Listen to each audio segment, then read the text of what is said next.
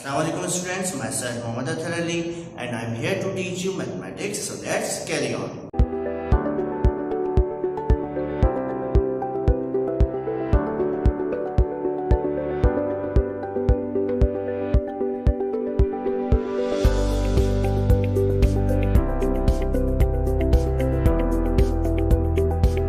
To start another topic of chapter sets, that is Cartesian product. Cartesian product basically क्या है? It is the product of all unique order pairs using one element from set A and one element from set B. ये all possible order pairs का एक क्या होता है? Product होता है. Cartesian product basically क्या होता है? जितने भी possible order pairs हैं जो एक दूसरे से यूनिक होते हैं उनका जो है वो एक प्रोडक्ट है कहलाता है, जिसे हम कार्टेशियन प्रोडक्ट कहते हैं. अच्छा, it is denoted as A cross B. इसको हम किस तरह पढ़ते हैं? ए क्रॉस बी या कार्टेशियन प्रोडक्ट ऑफ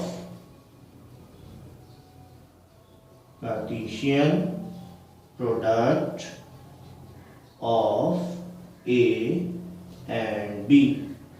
या तो हम इसको कहेंगे, ठीक है, कैसे? ए क्रॉस बी पढ़ेंगे या इसको हम क्या पढ़ेंगे? Cartesian product of A and B. It is also known as cross product. ये क्या कहलाता है? क्रॉस प्रोडक्ट कहलाता है. इसको क्रॉस प्रोडक्ट भी कहा जाता है. तो क्या बात हमारे समझ में आई कि ये प्रोडक्ट होता है ऑल पॉसिबल ऑर्डर पेयर्स का, जिसके लिए दो सेट्स चाहिए होते हैं. ये सेट्स का प्रोडक्ट कर रहा है. सेट्स का प्रोडक्ट कर रहा है. किस सेट्स में कर रहा है? ये ऑर्डर पेयर्स बनाए जाते हैं. किस तरह ऑर्डर पेयर्स बनाए जाते हैं कि सेट ए से एक मेंबर पिक किया जाता है, फिर सेट बी से जो है एक मेंबर पिक किया जाता है. यहाँ पे ए एंड बी लिखने, सेट ए और सेट बी लिखने का मकसद यही है कि ये आपको एज अ एग्जांपल समझाया जा रहा है. सेट नेम आपको पता है कोई भी हो सकता है, बट आपको एग्जांपल के लिए आपको दो सेट के नाम दे दिए गए कि फॉर एग्जांपल अगर हम एक मेंबर एक सेट ए से पिक करते हैं तो दूसरा मेंबर कहाँ से पिक करेंगे? सेट बी से पिक करेंगे. और इसको हम क्रॉस प्रोडक्ट भी कहते हैं. इसको पढ़ने का तरीका Cartesian product of A and B और ए क्रॉस बी. कॉन्सेप्ट को हम जो एक्सप्लेन करते हैं, किस तरह एक्सप्लेन करते हैं? मैंने यहाँ पर सेट ए लिखा है, यहाँ पे सेट बी लिखा है और यहाँ पे मैंने लिखा फाइंड ए क्रॉस बी, यानी Cartesian product of A and B मुझे फाइंड करना है. तो मैं किस तरह फाइंड करूंगा? अच्छा, कार्टेशियन प्रोडक्ट के लिए मैंने आपको बताया था कि एक मेंबर अगर सेट ए से लेते हैं तो दूसरा मेंबर सेट बी से लेते हैं और उसका ऑर्डर पेयर बनाते हैं. ये ऑर्डर पेयर बेसिकली क्या चीज है? Order pair. ऑर्डर का मतलब और क्या है? ऑर्डर मींस सीक्वेंस, तरतीब, और पेयर मींस टू. ठीक है, पेयर का मतलब ही टू होता है, इसलिए पेयर मींस टू, यानी एक तरतीब के साथ इसके दो दो के जोड़े बनाए जाते हैं, दो दो का पेयर बनाया जाता है. एक मेंबर सेट ए से लेते हैं, दूसरा सेट बी से लेते हैं. तो आइए कार्टेशियन प्रोडक्ट हम फाइंड करते हैं सेट ए एंड बी का. ए क्रॉस बी. सेट ए में मैंने मेंबर्स लिखे 1. सिमिलरली बी सेट के मेंबर्स को मैंने कॉपी किया 3, 5. ओके, अब मुझे इसका कार्टेशियन प्रोडक्ट फाइंड करना है. कार्टेशियन प्रोडक्ट ए और बी का फाइंड करना है. सो मैं क्या करूंगा? ऑर्डर पेयर्स बनाना शुरू करूंगा. जैसे कि डेफिनेशन में ये बात की है कि एक एक मेंबर पिक किया जाता है, एक सेट ए का तो दूसरा सेट बी का. तो उसी सीक्वेंस को फॉलो करेंगे और पेयर्स बनाएंगे ऑर्डरिंग के साथ. फॉर एग्जाम्पल 1 यहाँ से पिक किया और यहाँ से 3 पर पिक कर लिया. 1 के साथ मैंने पहले 3 का पेयर बनाया. अब 1 के साथ मैं किसका पेयर बनाऊंगा? 5. सिमिलरली 2 के साथ मैं किसका पेयर बनाऊंगा? 3 का. 2 के साथ मैं किसका पेयर बनाऊंगा? 5 का. इसी तरह 6 के साथ पहले 3, 6 के साथ 5. अच्छा, इसका एक फॉर्मूला है छोटा सा, वो याद रखिएगा कि यहाँ कितने मेंबर्स हैं? 1, 2, 3. यहाँ कितने मेंबर्स हैं? 1, 2. तो 3 and 2, यानी सेट ए में 3 मेंबर्स, सेट बी में 2 मेंबर्स. 3 2 6. तो इट मींस कितने ऑर्डर पेयर्स बनेंगे? यहाँ पे 6 ऑर्डर पेयर्स बनेंगे. ये ऑर्डर पेयर फाइंड करने का छोटा सा जो है फॉर्मूला आप समझ लीजिए. अच्छा, ये हमारे पास बन गए ऑर्डर पेयर्स। क्या 6 ही बने हैं? ये चेक कर लेते हैं। 1 2 3 4 5 6 ऑर्डर पेयर्स हमारे पास कंप्लीट हो गए। So this is the Cartesian product of A and B. Another example is, आपको एक्सप्लेन कर रहा हूँ कार्टेशियन प्रोडक्ट और उससे रिलेटेड ऑपरेशंस की। तो देखिएगा बोर्ड की तरफ, मैंने यहाँ पे 2 सम्स लिखे हुए हैं, उसके साथ मैंने 3 सेट लिखे हैं। सही। अच्छा, पहला मेरे पास यहाँ पे जो हम मुझसे कहा गया, find C into D intersection F। क्या फाइंड कीजिए? C इंटू यानी C का कार्टेशियन प्रोडक्ट करना है D इंटरसेक्शन F के सेट के साथ। तो हमने प्रीवियस लेक्चर में ये बात स्टडी की थी कि हम पहले ब्रैकेट वाला क्वेश्चन सॉल्व करते हैं। तो सबसे पहले हम D इंटरसेक्शन F निकालेंगे, उससे जो हमें सेट मिलेगा उसका C के साथ कार्टेशियन प्रोडक्ट करेंगे।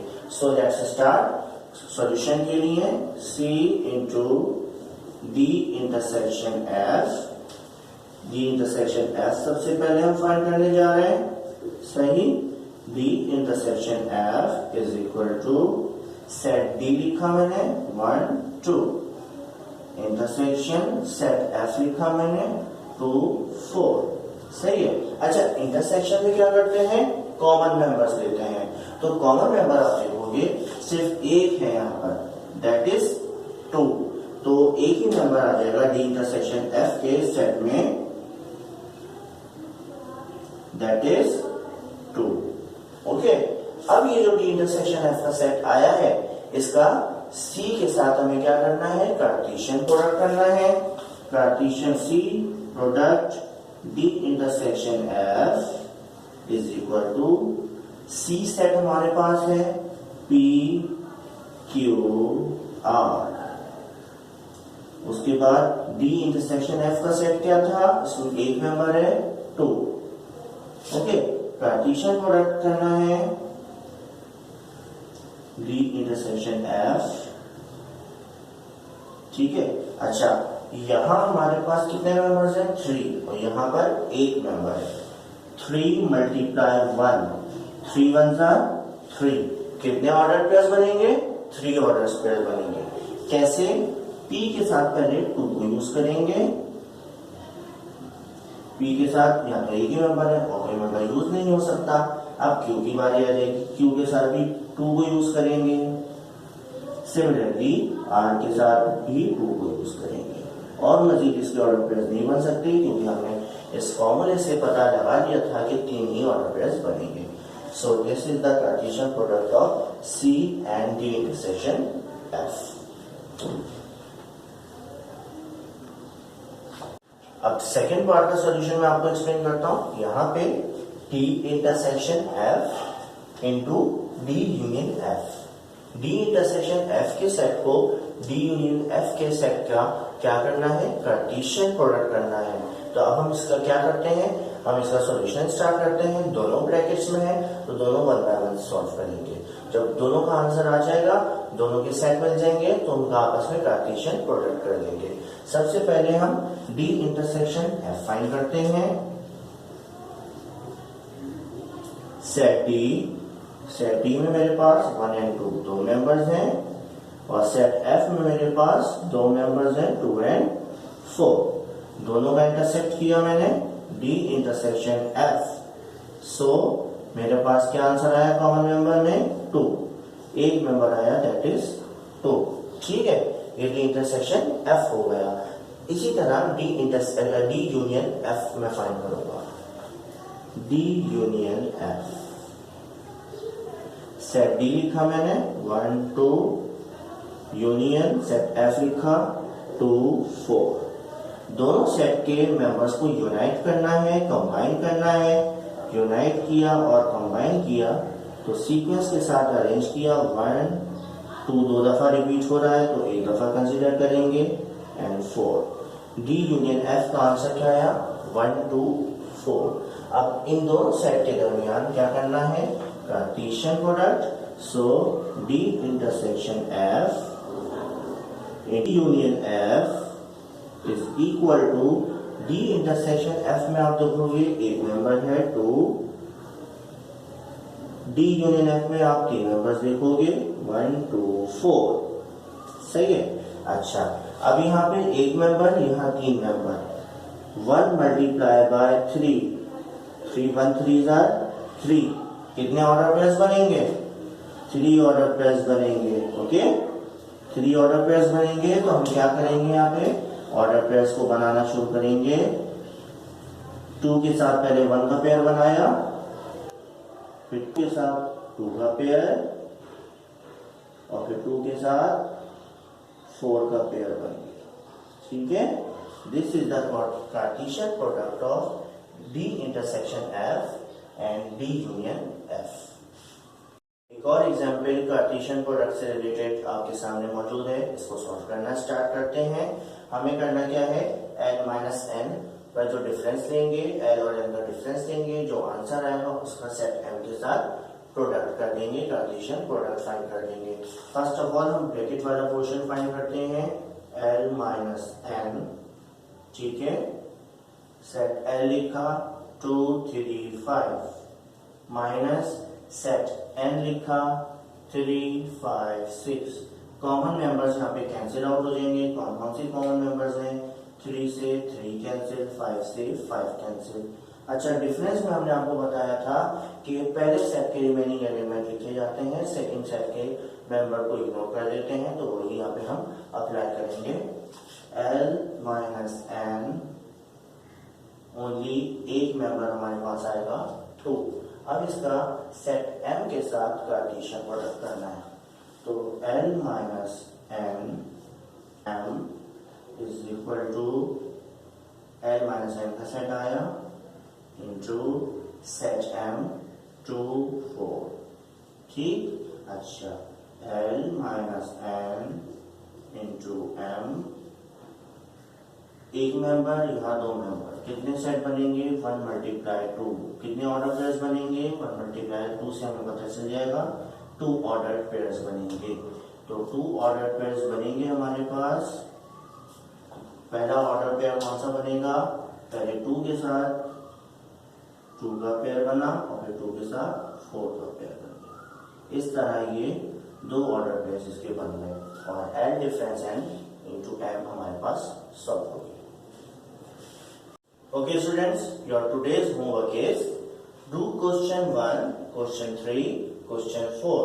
ये 3 क्वेश्चंस आपको करने हैं, एंड क्वेश्चन 5 एनी 3 पार्ट्स, और क्वेश्चन नंबर 5 के कोई 3 पार्ट्स आपको करने हैं। किस एक्सरसाइज के? एक्सरसाइज 1.3 के पेज नंबर 18 पर मौजूद है। ओके स्टूडेंट्स, उम्मीद है कि आपको हमारे अब तक के लेक्चर्स सब समझ में आए होंगे, और आपने बहुत इजी होके जो है उसको सुना होगा, और उसको पिक करते हुए, उसके कॉन्सेप्ट्स को पिक करते हुए आपने अपनी कॉपी वर्क, अपना रजिस्टर वर्क स्टार्ट कर दिया होगा। आपका जो होमवर्क हमारे पास आना चाहिए वो इस फॉर्म में आना चाहिए कि आपका जो प्रॉपर वर्क है कॉपी का और रजिस्टर का प्रॉपर होना चाहिए। फर्स्ट आप टाइटल बनाएंगे, देन उसके बाद आप डेट मेंशन करेंगे, एक्सरसाइज नंबर मेंशन करेंगे, प्रॉपर क्वेश्चन नंबर्स होने चाहिए, मार्जिन्स ड्रॉ होने चाहिए, इंडेक्स भी मेंटेन होना चाहिए। इस फॉर्म में एक प्रॉपर वर्क जैसा आप स्कूल में, रेगुलर स्कूल में हमें करके दिखाते हैं, बिल्कुल इसी तरह आपका ये वर्क हमारे पास होमवर्क की फॉर्म में आना चाहिए, ताकि हम इजीली आपके वर्क को चेक कर सकें और आपका वर्क जो है वो वक्त पे चेक होके विदाउट एनी एरर आप तक वापस पहुंच सके। Thank you.